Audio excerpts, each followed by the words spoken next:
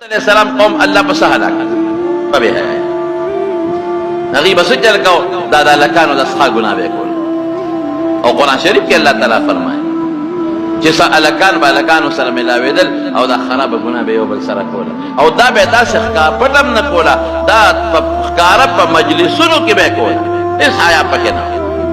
آمو مجلسونو کی بے دا گناہ کولا اللہ و سر سچلو لوط علیہ السلام پیغمبر والا خدای پاک رو لے گا لوط علیہ السلام دا ابراہیم علیہ السلام را رو اگو تنسیت صدو ملاقوا دا دا دی اردن او دا دی فلسطین او دا شام دی علاقو سر نزدے دا لوط علیہ السلام او یو کلی ندے مؤتفقات دا پینزا سو کو گن کلی دی لوط علیہ السلام را گئے غوات دعوت گورا اللہ پاک علی یو قوم لصدا ورکی کہ لاول پہ خبل حجت تام قائم کی پہ حجت سبا دونوں ہوئی کہ اللہ منتا خطا دین نو لے گلے منسا خبر ہو لوط علیہ السلام ورا گئے غوات دیر زیاد نصیحت ہو اے بجے دا گناہ دا ناروائی دا حرام دی او دا دا لکانو گناہ اگا گناہ دا چی دا زنگل حیواناتم دے زان ساتی ساروی او حیواناتم دا گناہ نکے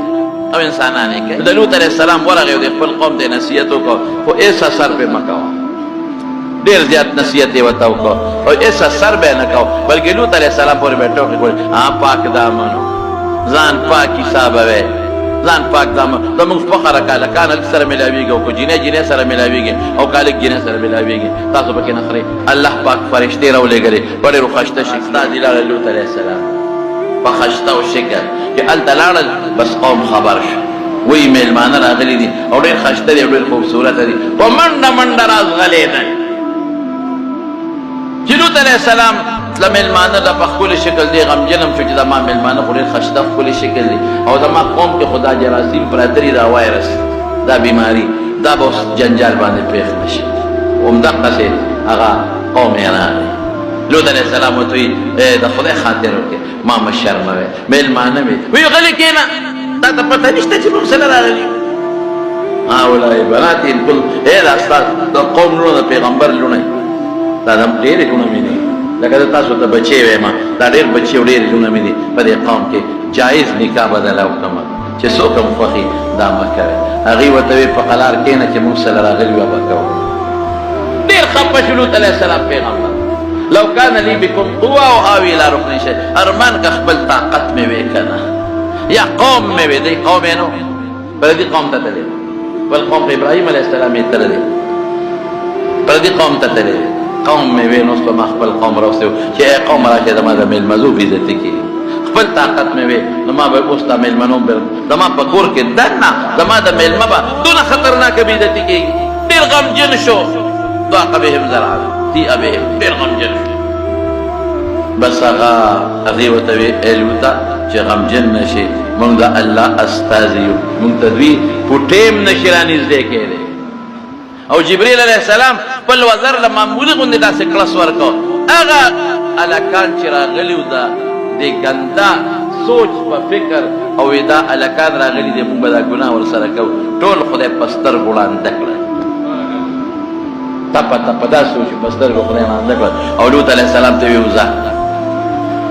شاب زر وزا قوم باندی مونگ را غلیو عذاب را ولو او سہر وقتی پیشمنی با پدوی عذاب را دی او پیشمنی نزدے دی او تاب خدای بچ گئی استا قوم مگر یو خبر دا شاتا بنگو رہے کچا شاتا او قتل اغلب صدا ملے خدا بلی بچ تدو بس لوط علیہ السلام پل قوم تا طولتے دے چیدو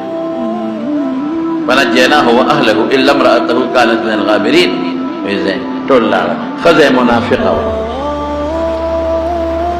خدا منافقہ وا لوط علیہ السلام سلام خدا قوم سلام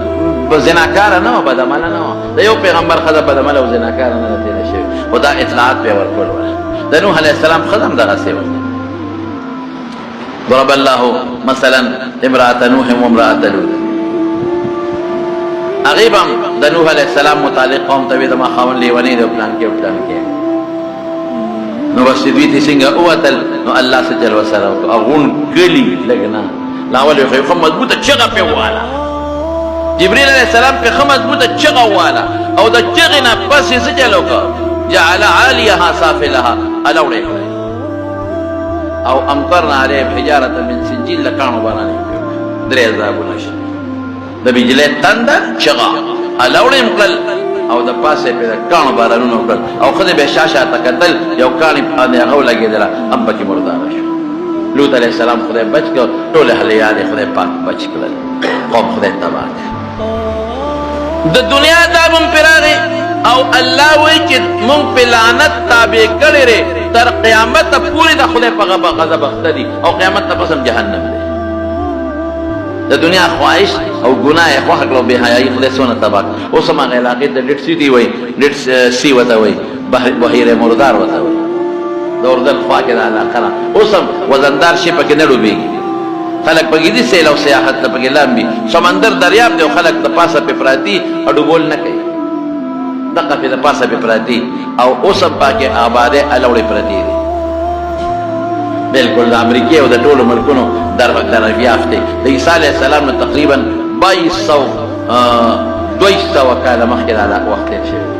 اوس هماغه آثار شته د انګریزانو دا ټول تماشې دی